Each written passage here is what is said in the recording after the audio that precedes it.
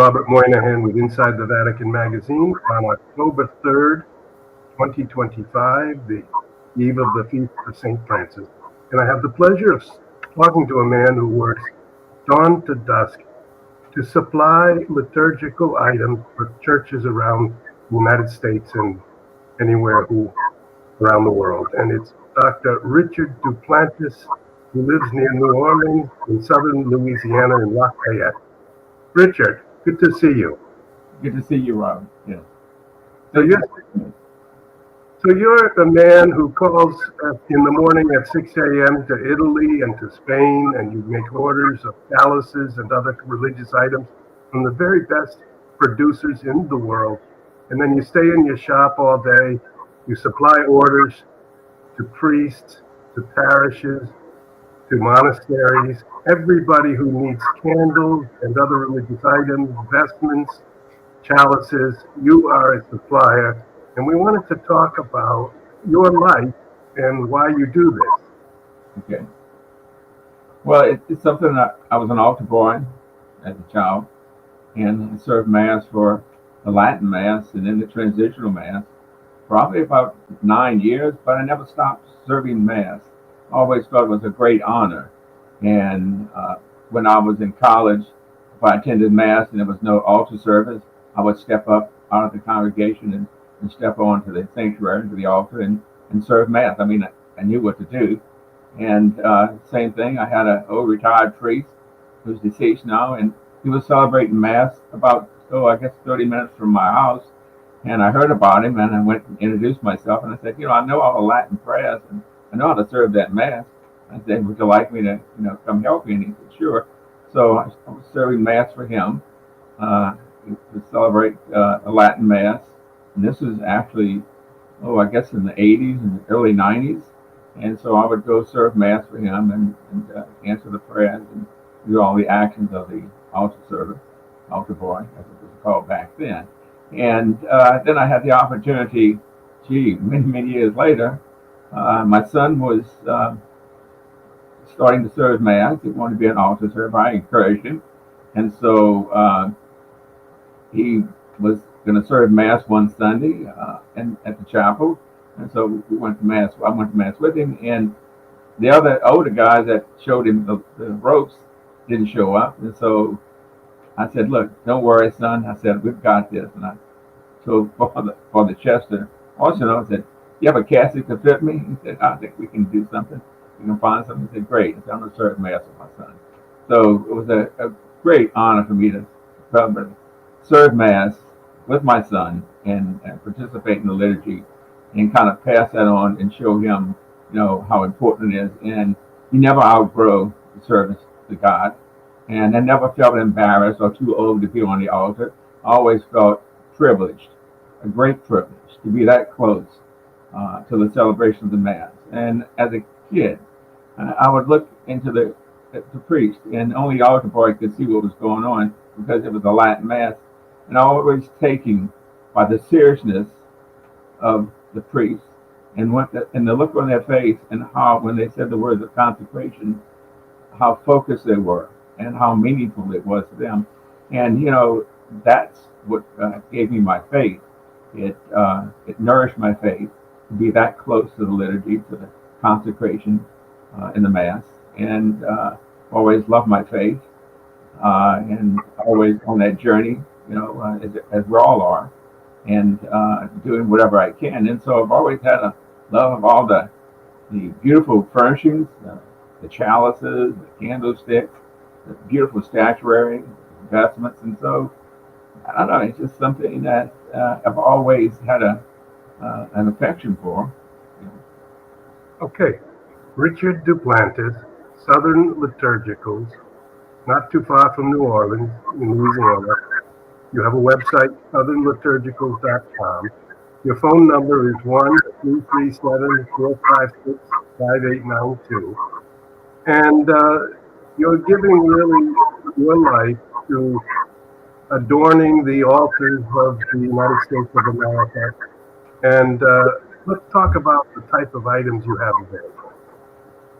Well, we have everything in the shop that a priest needs to celebrate Mass. And the main focus when I started the company 6 years ago, I had started the company back in 1995. Let me hark back to that time. Mm-hmm. And we made vestments and started selling metalware. One of my earliest customers was Mother Angelica from EWTN, and it was a great pleasure to personally deliver those liturgical items to her, help her. So you drove over to Alabama Correct. and you brought liturgical items to Mother Angelica. Yes, I did personally, and got to meet the nuns, and it's a very nice occasion to meet the sisters that came from behind the iron bars as such, the cloister, and got to meet them up close. And then just recently had a sale from Mother Agnes, who was she has her own monastery now in Wisconsin, and she's from Lafayette, Lafayette area. She's from South Louisiana, so she purchased a monstrance from me, and she drove down. She said, I'm going to visit with my family. Huh. So she brought her brother Will, who I know, and so William Gill, and so Mother Agnes, the sister. So they came and she picked up a monstrance, and lo and behold, while she was here, she fell in love with a very expensive chalice, and she purchased it to my surprise, and she took one of my most beautiful pieces out of my showcase that I ordered to have to show the seminarians. So I said, okay, well, not a problem, sister, I'll sell it to you. And so Mother Agnes purchased that chalice in monstrance. She went home very happy with her purchases. And I was surprised. What you're describing is a type of faith from southern Louisiana, kind of Cajun Catholic faith, which is spreading and having an effect throughout the country. And from a woman who came from South Louisiana, who is now a nun in Wisconsin, this faith is spreading. And so you're keeping the candle lit, as it were, of the old faith. And this is why I really wanted to have you on the program and talk about these matters. So you have statues, you have chalices, you have linens, you have candles. All these things focused on the liturgy, they're liturgicals, and the liturgy is focused, of course, on Jesus Christ. So,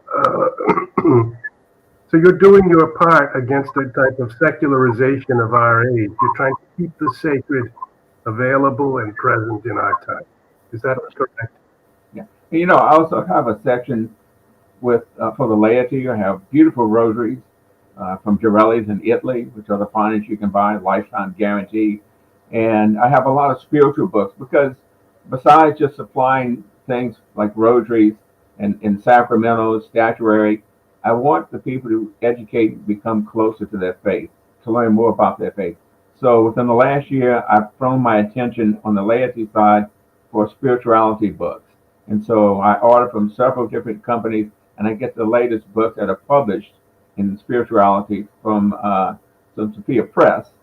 And they put out some really beautiful spirituality books, Ignatius Press and the Catholic Publishing Company, my liturgical books. So I have a great deal in the way of books, from liturgical books for priests to do the ceremonials from, the altar missal, the ritual book that they use for all the blessings, everything that they need. So I have all the books they need. But then on the other side, for the laity side and the gift shop side, I have spirituality books, and that's to educate the public. Okay, let's see what else you might have available so people who are watching can consider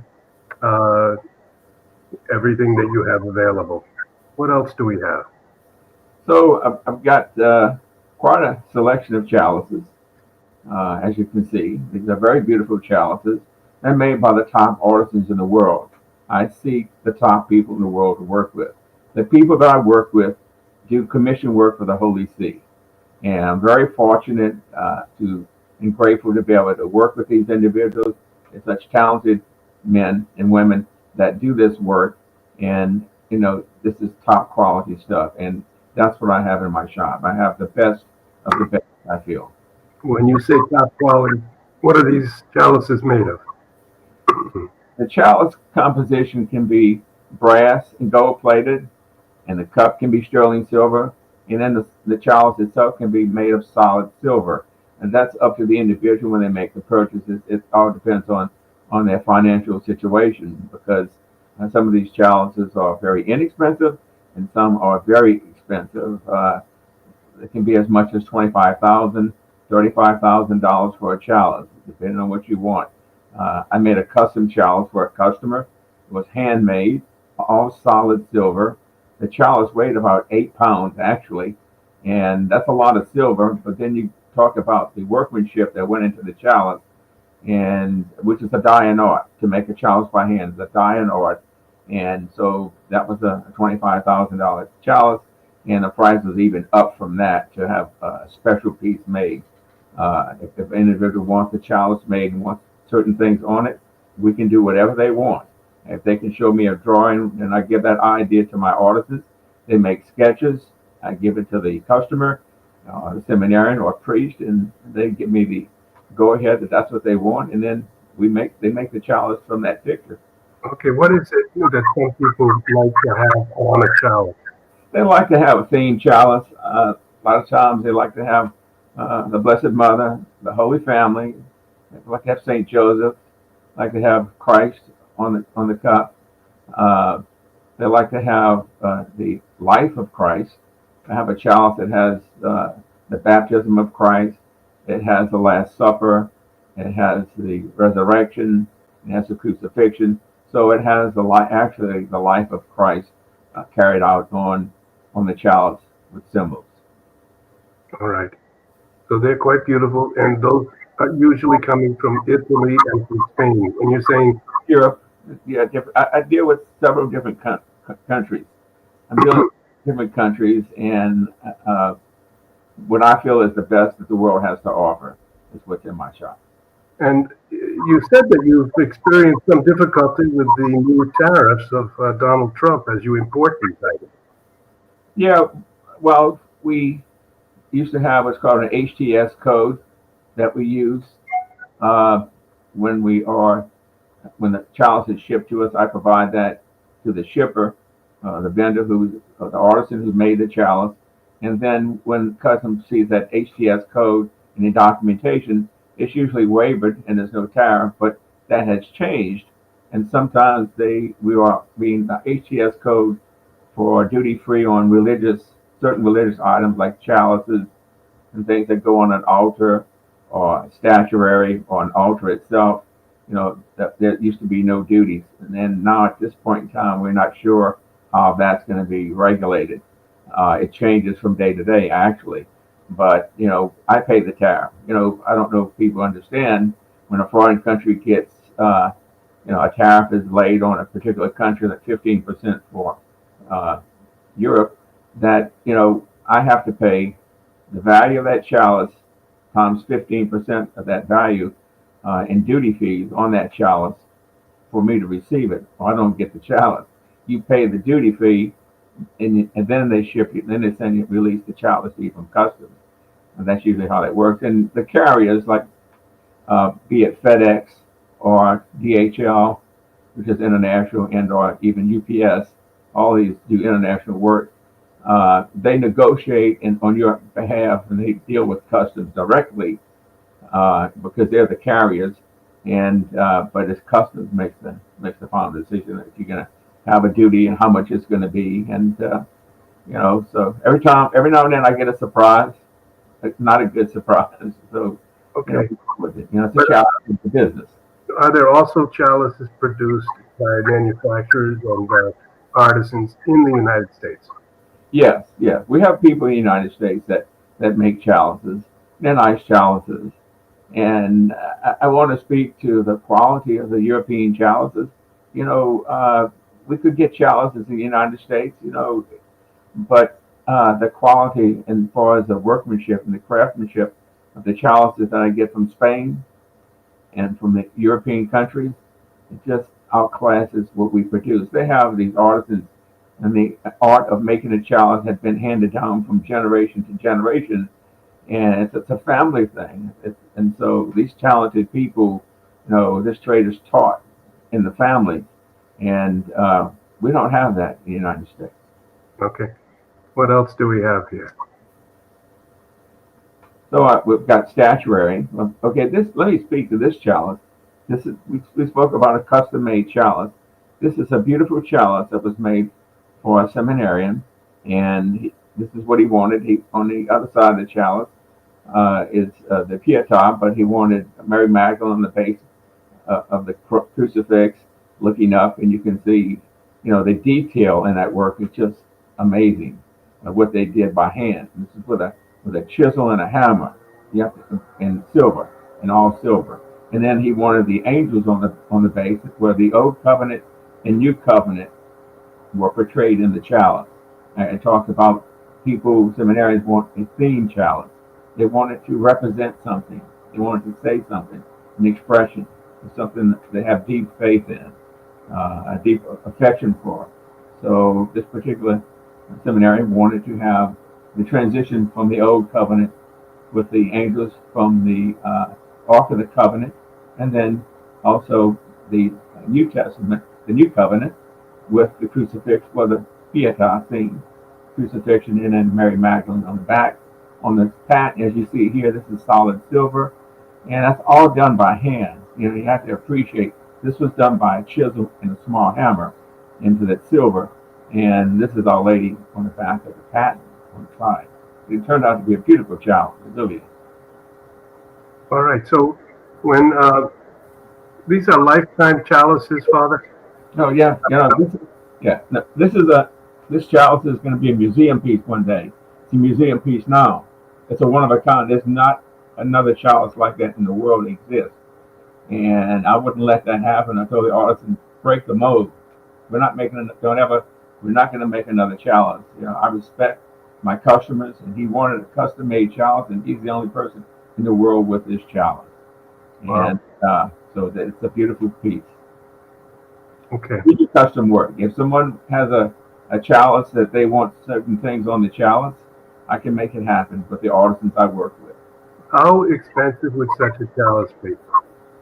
25,000. And with everything being said, with the cost of silver skyrocketing right now, and we continue with that challenge as well in this business, I would say much more. Each year, silver goes up in price, and some of the companies, I deal with, it varies from month to month. I have to call them and make a confirmation call on, okay, what's the silver value of this chalice now at this point in time, because it fluctuates with the silver market. Right. And this other item of the circle on the right? That's the patent for the host. Yeah, and that's Our Lady on the back of the patent. On the flip side, you would turn it over, and it would be like a flat surface. I see. Okay. So this is, okay, what else do we have? All right. These are items that go onto the altar. So what you're doing is adorning the altar, which is the altar of the Last Supper, which is the altar of the last meal of Christ with his disciples, which is foreseeing his betrayal and his death on the Good Friday, the sacrifice that he made. And your work is focused on adorning this altar and preparing it, in a beautiful way. And these items, what do you have here? So we're looking at a crucifix, an altar crucifix candle set, and I'm going to talk to this quality. This my artisan that did this does commission work for the Vatican. This same set of candlesticks you're looking at right now, a similar set was used by Pope Francis in Iraq to celebrate Mass, and he had this crucifix and the 14-inch candlesticks on each side of the altar. That was using the exact same set, not this set, but one exactly like it. Let me say that. But my artisan also does work for the Medjugorje, does work for the Shrine of Fatima and Lourdes. So these are very talented people, and it's hard to get a hold of them sometimes, but they respect me, and when I place an order, they work with me to get it out as soon as they can. Okay. Let's see what's next. So this is Oh, okay. You have all these other items. You have the vestments, of course, but also many types of candles. And go ahead, tell me what we have here available. so we're looking here at when you walk in the shop. This is what you're going to be seeing. And this is the showroom for the clergy with the vestment side. And the side with you see the candles on the right with the statues on top. That's in the gift shop side. And so we're looking down the clergy side here with the vestments. I've got a big rack with it's got cinctures. I have breviary covers. I have Roman collars. I have clergy shirts in the shop. Uh, just about everything that they need to celebrate Mass. I have the Roman Missal. I have the Missale Romanum, 1962 publication. It's the reprint of the Bissinger text of the Missale Romanum. And so I stock those liturgy books, and I have several books on exorcism and demonic possession by Father Rippinger. He's done some really amazing work in that area, being a PhD in psychology and plus a Catholic priest. Has a depth of knowledge of both sides, I guess you could say. He speaks to the medical aspect of possession versus the spiritual aspect of it, and discerns where does one start and the other one stop and the other one start, and how to discern between mental illness and actual true possession. So he's written some very amazing books, and he's written books for the laity as well, which I have on the gift shop side of the shop that the laity can purchase. But the books for the clergy are strictly for the clergy. I will not sell those books to lay people. It's strictly for professionals and for the clergy. Okay, well, it's quite impressive. If people are thinking what they will get in their parish, if they need an item, they could turn to you and consult with you. And if you don't have it, you could give them advice on where to get it. Yes, I can. Yeah, and I always do. I always try to please my customers.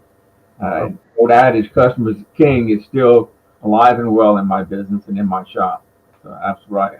I go by and I'm service oriented. Got a lot of people in this business, and you have to treat your customers, as king. Or it's all about service. A lot of people can sell vestments, but you've got to give that service after the sale, and I pride myself on service. well, let's see. Let's post how people can contact you. But how is your business doing, Richard? Doing, thank God, it's doing well in a challenging time. We have the tariffs, the economy, somewhat we're dealing with, and I've been fortunate and blessed, and God has answered my prayers that please send me those individuals that need these beautiful things so that I can keep this presence in my community and be a convenience for priests in our area to walk in and be able to get what they want, even if it comes from Rome without getting on a plane or and going to the Vatican to buy something. I have what they have in my shop I and see. made by the same hands. So I have quality. Okay, what else do you have here? So this is the laity side, of course, and on the right side is my showroom and also chapel and such on the right, and it shows the setup for an altar. It shows the candlesticks that we sell. It shows the statuary, beautiful statuary that I get from South America. They do gorgeous work. The face of these statues are very beautiful. They pay a lot of attention to what the statue's face looks like, and the face of our Blessed Mother is such a beautiful statue. So they really give a lot of attention to that. And I'm fortunate to have these beautiful statues in my shop. I order them all the time. They're very popular, especially this crucifix on the wall you see here. But on the other side of the gift shop, you see in a cabinet with rosaries. I have, have cards, greeting cards. I have anniversary cards for priests. We have crucifixes, wall crucifixes. I have holy water fountains for the laity to have in their home. And you see in the back, the bookshelf, part of that bookshelf, and that's a spirituality section where we have Bibles. I have the Adventure Bible. I have the Catechism the New Catechism in it. I have the St. Ignatius recently published study Bible, which is very popular. And so I try to stock the book section with spirituality books and books to feed the faith of the faithful. And that's what it's about. I'm not just dealing with things that I want the priest to have. I have that, and then I expanded to bring the literature, the knowledge that people could foster their faith, strengthen their faith through reading the spirituality books. And I think that's an important aspect of the faith, to keep the faith kindled through spirituality reading. All right. And then this is another view of your shop. What do we see here, Richard?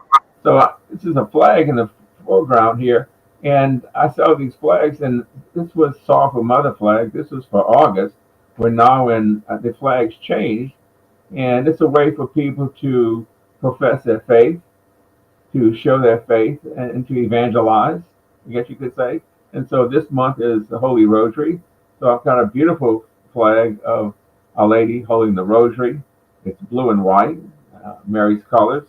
And so each month it changes, and now in November it's going to be the Poor Souls. So it's a different flag for each month. And Catholics, and they make a small flag that they can put in their garden. And those are really nice too. And some people will put those in their front yard. But it's a way to display the faith. It's a way to evangelize and show the pride in your faith, I guess. Wonderful. And then you have Mass kits here. Yes. And this is something I take great pride in. I created this Mass kit. I designed it. I just felt there was a need for something with full-size chalice, full-size ciborium, and really nice candlesticks. So I designed a Mass kit with everything a priest would need to celebrate all the sacraments. We have a small monstrance for benediction and adoration. We've got baptismal shell for baptism. I have triple all stock for anointing of the sick, and I've got a wine flask for the Mass, 2 cruets. It's got 2 full-size candles, and a lot of the small Mass kits, the candles are the size of a birthday candle, and the chalice is about 3 inches tall, so it's more or less a toy. And so, we need a full-size chalice. If these men are going to go and celebrate Mass publicly, you need a real chalice to hold in your hand. So that's what inspired me to produce this. And so with the military in mind, I put it in a Pelican case, partnered with the Pelican company out of Houston. They did a fabulous job. I brought everything that I was going to put in that case to them and left it with them. And they designed the case and computerized all the pieces, where now they just cut the foam by computer. They don't need the pieces to have them, and everything fits perfectly in its place. Nothing's going to get, if you drop this case and traveled to California and brought one of these Mass kits with me to do a display, and the airlines don't handle your stuff with the best of care, and the case it looked like it got dropped to the cement concrete slab. It had scuff marks, abrasions on the plastic, and this is tough plastic. And open the case, everything's perfect inside. The case took a beating, but everything was perfect. Nothing broke. Richard, what are you charging for these cases? Well, the big Mass kit is $21.95. Yeah. And then the small Mass kit is, my assistant give me $13.50. Prices have gone up a little bit. I had to, because the metalware, and when my vendors go up, of course I have to pass those costs along to my. Okay, I understand, Richard, and I'm impressed actually, because you're doing something practical to allow priests to put everything together if they have to travel, especially if they go overseas and they're going to celebrate Mass and they want to know that they have everything they need. And they might even be in need of keeping everything together so that they don't rely on not having something. And this is also for people who are chaplains, military, priests. And you designed it yourself. This is to me, quite remarkable. Well, it's something I take great pride in, Robert. I'm really proud of this case. And like I said, I paid attention to every detail. And if I could have put more in, I would have. People ask, can you put a bell in it? Can you put this in it? It's holding everything it can hold right now. I mean, you'd have to have something the size of a foot locker to put everything that people have asked me to put in the case. But I do custom work with it. Sometimes people will ask me to take the ciborium out and put something else in its place, and I'll do that for them. It has it comes with a custom fee that goes along with it, whatever it costs me to add that addition to have a mass kit remade, the foam that actually goes into it, have it recut special for that piece. But I've done it for customers in the past. All right.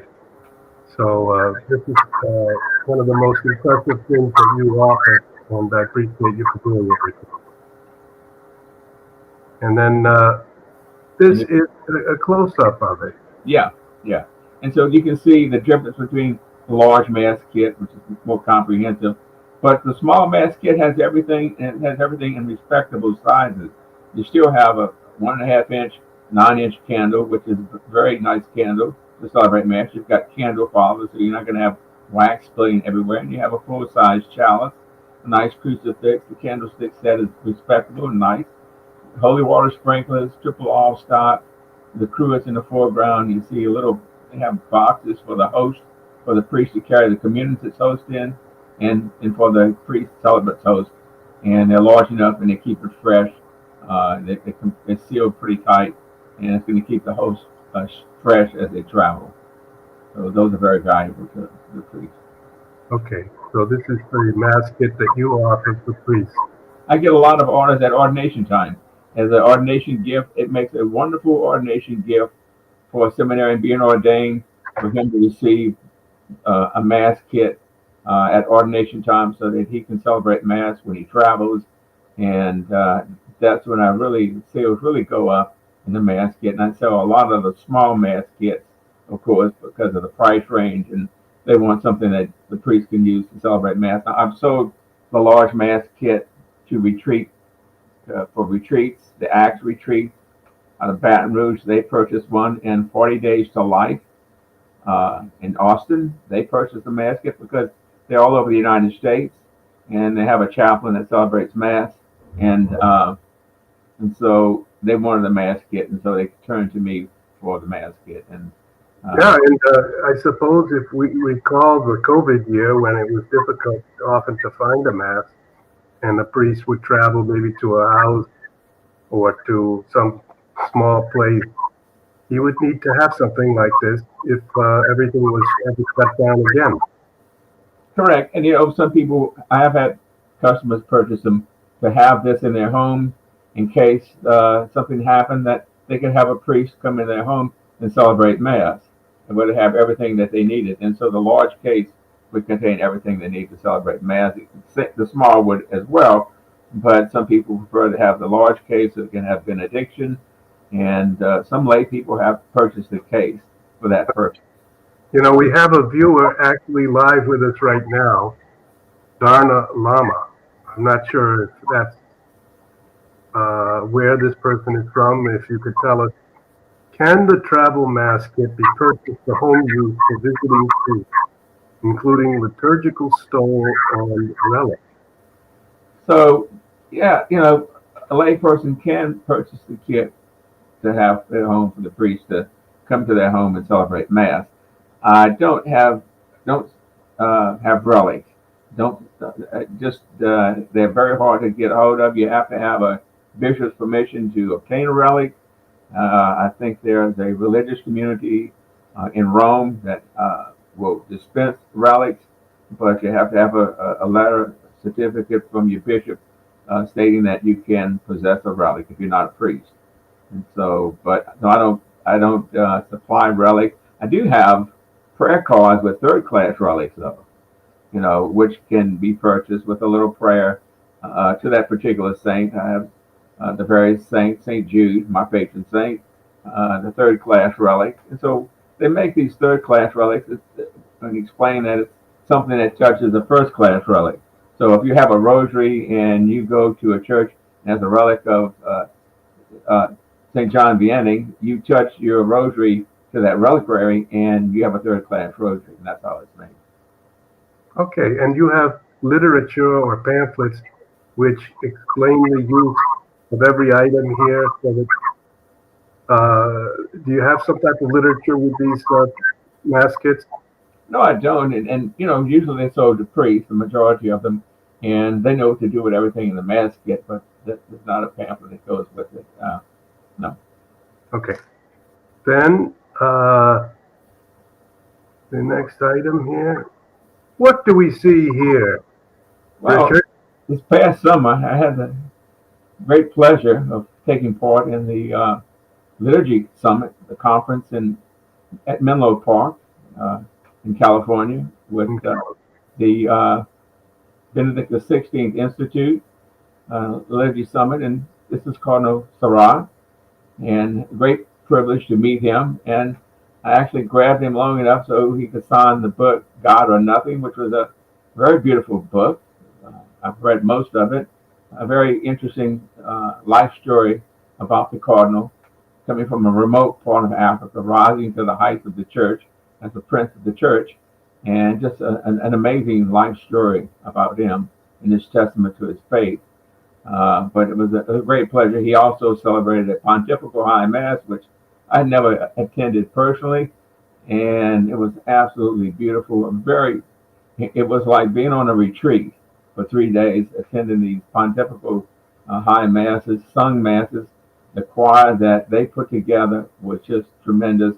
The choir director, she was from New York. She was very well trained. She did a phenomenal job, and the voices of these people just heavenly. When I heard the voices, I just said, I heard them practice, and I said, this is going to be 3 days of heavenly choir music to listen to, and it turned out to be just that. It was quite the experience. It was a spiritual renewal for me, actually. So I enjoyed it. All right, so you went out to California. It's the Archbishop Cordileone of San Francisco has an institute, the Benedict XVI Institute, and Cardinal Sarah flew in from Rome. He was for many years in charge of the congregation or the dicastery for the liturgy. Right. And Cardinal Sarah, actually, I wanted to. This is a picture of him, and I know him as well. And his name is Robert, just like the Pope, and also like myself. He comes from West Africa, and he is just turned 80 years old. And this is the book, God or Nothing, A Conversation on Faith with Nicholas Diaz. It comes out from Ignatius Press. And there's the title page of the book, God or Nothing, A Conversation on Faith. And this is the contents of the book. This reflects on his early life in Africa and his early life as a young priest in Africa, and then a reflection on everything the church has faced in the 20th century now into the 21st century. And I think this is a fabulous, beautiful book. I would recommend it, God or Nothing by Cardinal Sarah. And this is the introduction of the book, which has some beautiful passages in here. And I was going to quote something for our viewers. Robert Cardinal Sarah is an extraordinary spiritual master, a man great in his humility, a gentle and firm guide, a priest who never tires of speaking about the God he loves. He has had an exceptional life, even though he sincerely thinks that it is on the whole rather commonplace. Robert Cardinal Sarah is a friend of God, a merciful and forgiving man, a man of silence, a good man. This man writing this introduction was the French journalist who helped Cardinal Sarah do this book by interviewing him. And he says, when I think back to the long hours that we spent together working on this book, I always come back to those first moments. when he spoke to me about his childhood in the most remote parts of Guinea, deep in the bush, at the ends of the world. And he says, I am certain God had his eye on the cardinal in a special way. I think that his expectations are immense, but God can rest assured because the cardinal loves him in the most beautiful way a man can love his father. So that is a kind of praise of Cardinal Robert Sarah, which I also would share. I have met him a number of times. And in fact, he came to America, and I'm in Virginia right now. This is my study. He was in this same study, Richard. He was right in this room, right where I am now, last year. And he says, though, that he very much likes Pope Paul VI. The pontiff to whom Robert Cardinal Sarah feels closest is Paul VI. Amazing. Their spiritualities, their theologies converge on the same simple and aesthetic road to God. Certainly in the final hours of his reign, Paul VI died in 1978. Paul VI chose a priest with little experience to make him, this is Cardinal Sarah, the youngest bishop in the world. In other words, Paul VI chose Sarah just before he died as the youngest bishop in the world. I think he was 35 at the time that he was consecrated bishop. He was 35 years of age. 35. So during his general audience on September 1st, 1976, Paul VI said, quote, to build the church, we must labor, we must suffer. The church must be a strong people of courageous witnesses, a people that knows how to suffer for its faith and for spreading it throughout the world, in silence, gratuitously, and always through love. So I think that you're doing well, Richard. And that's why when I saw the picture of you with Cardinal Sarah, I thought, well done. The Cardinal gave you his signature and his friendship. And this is the end of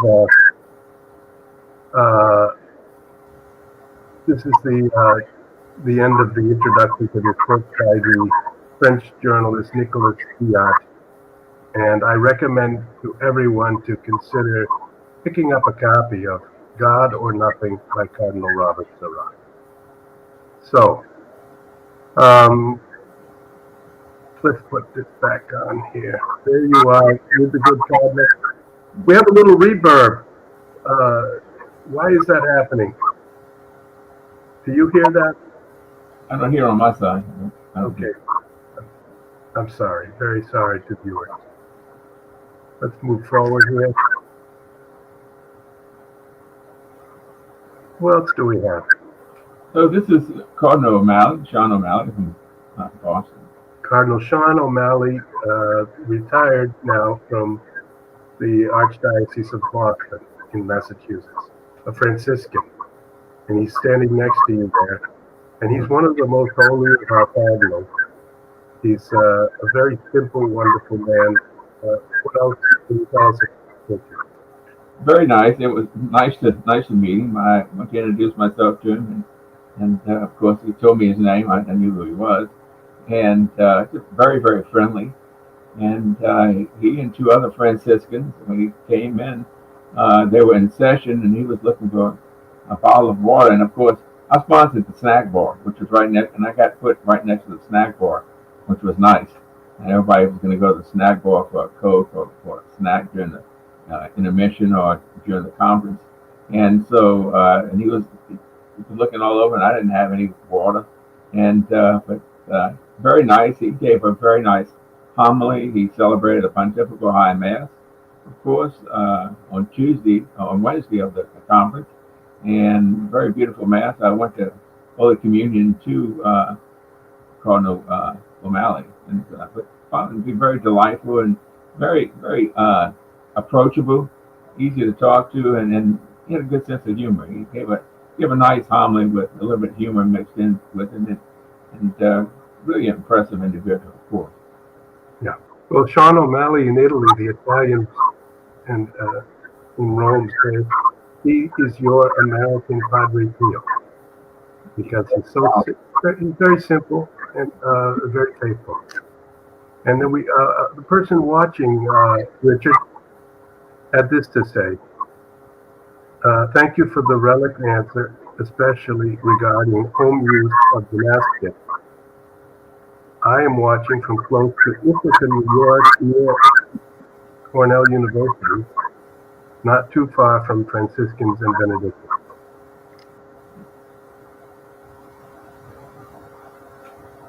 All right. And the nun here. The nun here, she was very helpful to me. She was orchestrating everything behind the scenes for the conference, and from receiving, showing you where you would set up your booth. And this is Sister Mary John Vianney.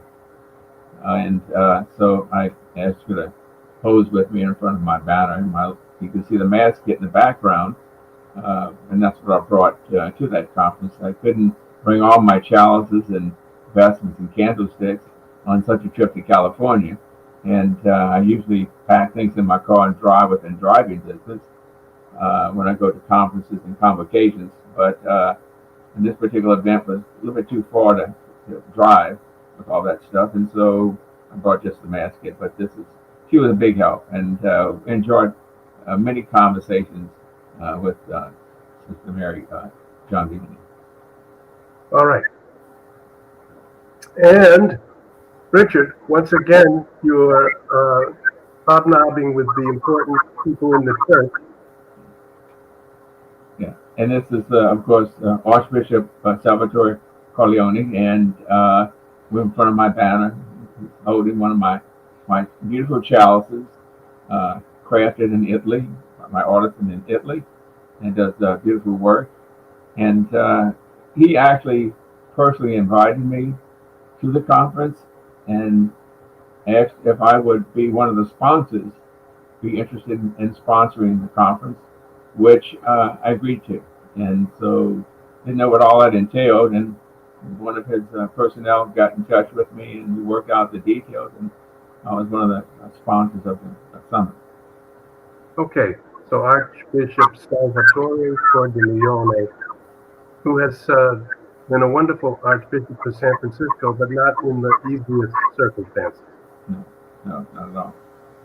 Because our modern society often is opposed to some of the church teachings, and so I think we would say that he suffered as he's carried out his mission.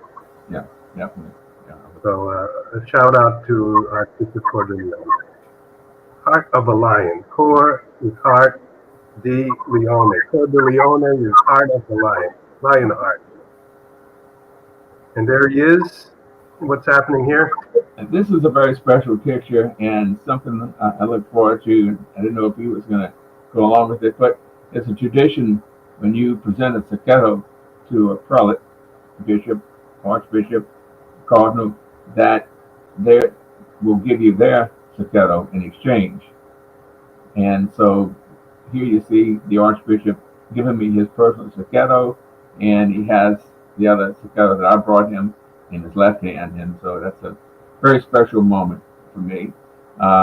We had a conversation, and he blessed some personal items, rosaries, rings, and different things, religious articles that I brought, and quite a few.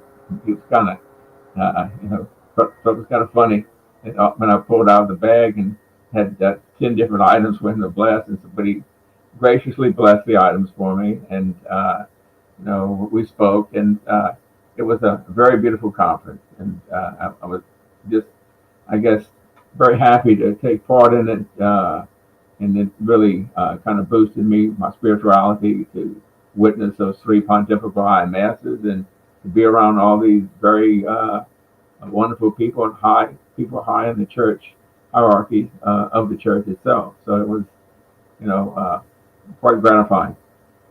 Okay, then we talked about 3 saints or three people who have begun the process to be canonized that are particular inspirations for you. And do you see this? Yeah. Um, Eucharistic witnesses, Servant of God, Charlene Richard, an ordinary Asian girl. And what can you tell us about this Charlene? Shelley Reshaw is very popular here in the Diocese of Lafayette, in this whole region, actually. There was a book written about her in 1988 called The Little Cajun Saint, and that's how she's dubbed as the Little Cajun Saint. She was 12 years old when she died. And the story of Charlene Richard, she's from Church Point, which is, a suburb, I guess, of Lafayette, probably about 20-minute drive from here to Church Point. And she was diagnosed with acute lymphatic leukemia at 12. And the doctor wanted to tell the parents, but he wanted a priest present. So he asked Father Joseph Brennan if he would be present. And so he was present when they gave him the news. And then the parents asked Father Brennan, would he tell her? They didn't know how to tell her that she only had 2 weeks to live. And so Father Brennan told her that a beautiful lady was going to come and take her home to heaven. And she said, well, when I see Our Lady, I'll tell her hello for you, Father Brennan. So that was her response to that. And so each day he would visit her and she would offer up her suffering for someone who needed prayers, who needed conversion, who were sick. And in many cases, these situations improved. There was a conversion to Catholicism by one of the individuals. Someone was ill and they recovered completely. And so each day Father Brennan would visit her and she would say, well, who do you want me to offer up my suffering today for? If she was in extreme pain, there was very little they could do for her. So she suffered graciously and with joy, if you can imagine that. So it was redemptive suffering. Father Brennan explained what redemptive suffering was about, and she was all in. She loved St. Teresa of Lisieux, the little flower, the little way, and she wanted to be a saint, and she wanted to model herself after St. Teresa. And she, at the age of 12, you can imagine the faith that this young girl had. And her parents were very devout Catholics as well. She was the second of 10 children, and from a large family, typical Catholic Southern family, and just a beautiful story from a simple background. And she's visited by what they say is the devil and a woman in a black veil 2 weeks before she went to the doctor. And she prayed, and then the woman disappeared. And then 2 weeks later, she started having hip pain and started having bruises, the symptoms of leukemia. And so they took her to the doctor, and the doctor had a report, but he didn't want to tell the parents without a priest being present that she didn't have the 2 weeks to live. So as the story goes that way. I have been personally to her grave in Church Point, I guess 15 years ago, 20 years ago. And on the grave were wedding rings and personal effects, notes written by people that had visited. And it's a big pilgrimage here in South Louisiana for people to visit Charlene Richard's grave and to ask for prayers. And there are many stories of miracles that she has worked through her intercession. And she is a very, very popular saint in our area, very well known. There was a piece in the New York Times written about Charlene Richard, the little Cajun saint, as they called her as well. And, to this day, people still have a great devotion to her. Now, in 2020, Bishop Douglas Desautels opened up the cause for canonization. He felt that there was enough information about Charlene Richard's life that he would go forward with the canonization process. And so they did an investigation at the diocese level, locally, and then the next step was approval by the Council of Bishops, and they all gave an affirmation that it should move forward for beatification and canonization. So then she was called the servant of God, which is step one. Now the next phase, it goes on in Rome now, and the next phase would be blessed, or venerable. I'm sorry, venerable is the second. The third is blessed, and the fourth is canonization as a saint. So she is at step one in that process, and we're very hopeful that she'll be declared a saint by the Catholic Church. Okay, so I wanted to put her on so that people would be aware of the beautiful testimony of a Louisiana young girl, age 12, who died in 1959, Charlene Richard, and there's a cause of her canonization. She offered up all of her suffering for others. And because you're in that same country, you're very familiar with her. That southern Louisiana Cajun country with a deep Catholic faith. And then there's another one that I wanted to bring to people's attention, a modern day saint, August Robert Helafig, Correct. voted Catholic educator and evangelist in Louisiana, who spent his life preaching devotion to the Sacred Heart of Jesus. He died in 1977. What can you tell us about him? Well, he was a college professor. He went to the same university I went to, but a lot earlier. He went to University of Southwestern. We're in southwestern part of Louisiana. Lafayette is. It was called that. Now it's the University of Louisiana. But he's an alumni of that university, and I'm an alumni of it as well. We have that in common, I think. But he went on to be a college professor. He taught catechism. He was the catechist, I guess you could say. And he put on plays. He wrote and put on plays during Lent and during Christmas to explain the faith better to the kids, the children. And he loved teaching catechism. He loved sharing his faith and his love of God. He would go door to door with pamphlets on the sacred devotion to the Sacred Heart. He fostered great devotion to the Sacred Heart.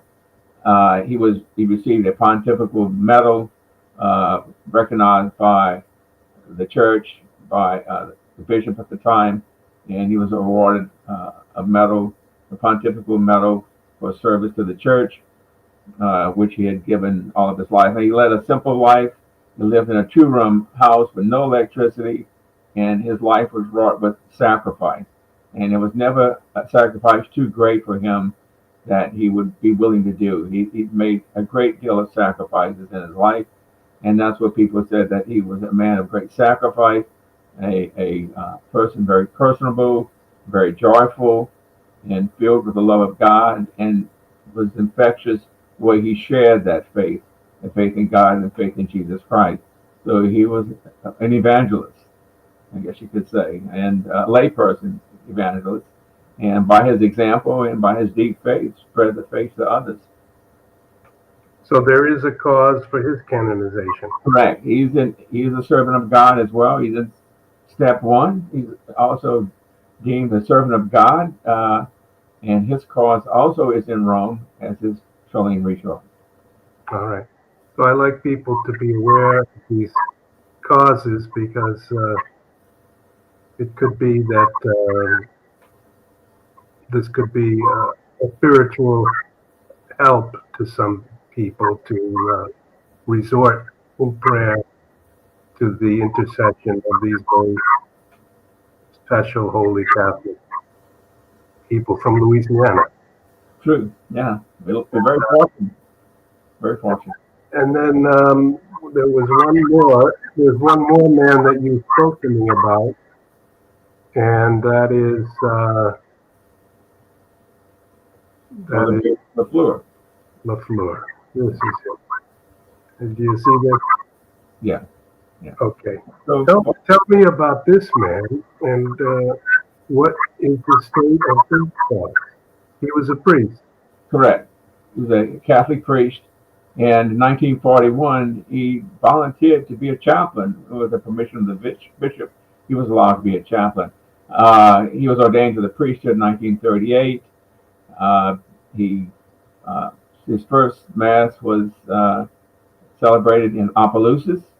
That's where he's from, Opelousas, which is about 30 minutes, 45 minutes from Lafayette, and he wanted to serve as a chaplain. So before war broke out, he was in the chaplaincy and serving, and he happened to be, he was in the Army, Air Corps, and he was in Clark Field in the Philippines on December the 9th. The Japanese bombed Pearl Harbor on December the 8th, 1941, and they bombed the Philippines, Clark Field, in 1941, December the 9th. He was there, and during that, he was bravely attending to the soldiers that were shot down, which were killed, and he would crawl on the battlefield to give absolution to the dying soldiers, and had this selfless act of giving himself totally to his men, as we refer to them, and put himself in harm's way over and over again in every battle to make sure that they had spiritual direction, they had a priest present in the face of battle to give them that hope, to calm their nerves, going through battle, and to give them that spiritual nourishment they needed in such a challenging time. He was captured as a POW with 750 men, and he was aboard a ship that were headed to an island to do work. He was a prisoner of war. Yes, he was. Yeah, POW. And so he was able to celebrate Mass. He had bread and wines, and he continued to celebrate Mass. He gave his own food to the other servicemen who needed food, who were undernourished. And so he shared what he had with others, and he still ministered his priesthood in captivity. He had a chance to go home. They wanted to send him home, and he said, "No, I want to stay with my men. I want to stay with my men. They need a priest." And so they were forming this big work group to go on this island, to clear this island. The Japanese were going to take and make them work. And so he wanted to take somebody's place because he felt they needed a priest. He knew it was going to be a dangerous situation and that these men would be in harm's way on this island. And he wanted to be with them to help them, to be there spiritually. And so he went. It wasn't necessarily that he went to go on this thing, but it was he volunteered and took somebody's place, but he wanted to be in that number to help these men. And he wrote a note thinking that, he might not come back. This is a dangerous assignment. And he wrote a note to his mother on the back of the label of a milk can that he had, and the note was given to a fellow priest. And he said, "If I don't come back," he said, "see that my mother gets this." And he wrote a beautiful note to his mother saying that my place is here with my men. If I came home now, I would be, shirking my duties, my responsibility to my men. And he said, I have to be here with them. He said, it's this or nothing. And, he was prepared to die. And he was going to live out his ministry and practice his priesthood where it was needed most, with these military men in harm's way. And that was the sacrifice that he gave freely. Now, they were in a situation where they were torpedoed while on board of the Japanese ship by American fire. And so the ship was sinking. And so one of the Japanese opened the hatch and said, "Look, y'all can leave. You can go to escape." And so to save their lives. And so all the men were getting out, and they wanted Father Lafleur to get out and save himself. He refused. He said, "No, I want to help y'all." So he was helping men climb up the hatch of the ship so that they could go and get out and go to safety. And last they saw him, he was on deck blessing the people that were left on the ship. And I would imagine giving them maybe general absolution, but he gave his life to minister to those people, to practice his priesthood on people who really needed it. People who were going to die, and imminent death was staring them in the face. And so he stayed and gave his life, and he perished. And that was, they never saw him again after that time when that ship went down and he was lost at sea. So, Father Lafleur, we have a comment from a viewer, Bimla Olney. I know Bimla. Thanks for being here, Bimla. Always nice to hear about these causes. I really believe that. I think it helps us in a time when society seems frayed at the edges, and there's muggings and deception and, treachery everywhere, war. When we see people who give their entire lives to help others, and when we see that the three of them come from Louisiana, where you're from, it gives us a sense of their being sort of living candles, living lights in the world. And I appreciate you for that. That's why I wanted you on the show. And I appreciate these three people. Why don't you just name them again so people maybe can keep them in mind? Yeah, it's Charlene Richard. And Charlene Richard. Charlene Richard, and then Augusta Pellegrini, and then Verbus Lafleur. All these three are dubbed servants of God. That's step one in the canonization process. And all their causes are now rest in Rome, and they're being considered for canonization, all three of them, actually. And we're very fortunate. I mean, most places you don't have one. You're lucky if you have one person up for canonization, but we happen to have three from our diocese.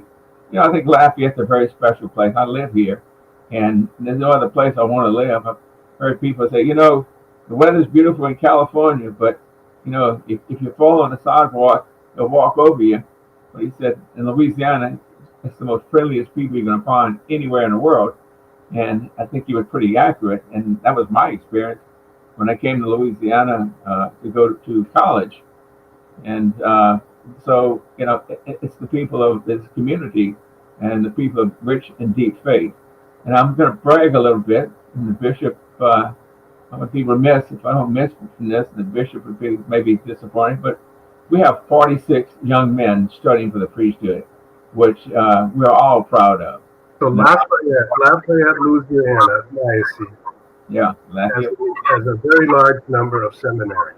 Yeah, so we have 46, and we praying for them that they all make it through to fruition to the end and be ordained priests of service here in the diocese of Lafayette. But we're very fortunate, and I think that speaks mostly to the quality of the priest that we have. We're not that example of the priesthood that it's a happy life, that they are joyful in their priesthood. You wouldn't want to go into a profession if somebody was miserable. As an example, if your priest was miserable and just a person not happy with their job. And but these individuals see these priests carrying out these functions, and and their rich Catholicism that we have here, and they want to emulate that individual, and they look up to the priest and respect those priests who are living their priesthood, as it should be lived. And they're inspiring these young men to give everything up and follow Christ and become a priest. Now, the sacrifices are immense. These are men that are brilliant. We've got doctors, lawyers, engineers, pharmacists that leave their profession, leave these lucrative professions, and leave it behind and to follow Christ and become a priest. And I think that's remarkable. And to have a vocation in this day and age, as the times we live in, is a miracle. I have 46 vocations from our diocese. That's a big miracle. And, we're very proud of that fact. And we have 46 young men studying for the priesthood. I support them wholeheartedly. Hopefully there'll be future customers, but no, I really support them. I pray for them. And every time I have a customer, seminarian, getting ready for ordination or just starting out, I said, you're in my prayers. You're in my prayers daily. And when I say the rosary daily, I offer up the rosary for those young men in different levels in the priesthood, studying for the priesthood in the seminary, and that God will take this journey to fruition and they will be ordained a priest. And I'm happy to work with each and every person. Love having the seminarians come into my shop. I love visiting with them at convocations at the seminary. And they boost my faith. They motivate me to be, more focused and more dedicated to my business. They give me purpose for what I'm doing, actually. When I meet them, I say, okay, this is why I'm doing this.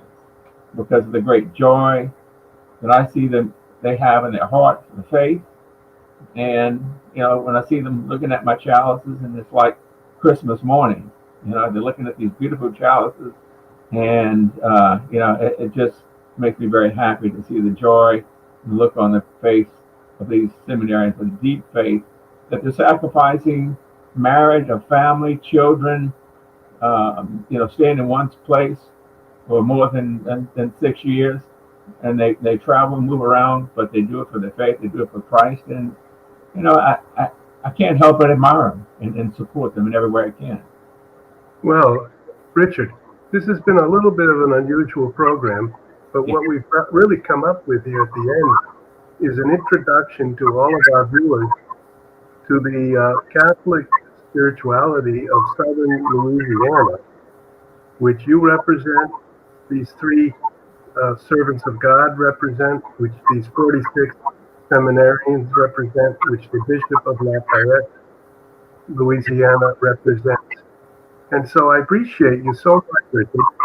If our viewers would consider pressing the like button, which is that little blue button with the thumb up, it would help our algorithm to get this little video out there. And I think it might have an effect as people realize, in addition to the news stories that convulsing the world at the highest level and dealing with great conflicts, there are many other things happening, and they are the daily sacrifices and the daily venerations of our people.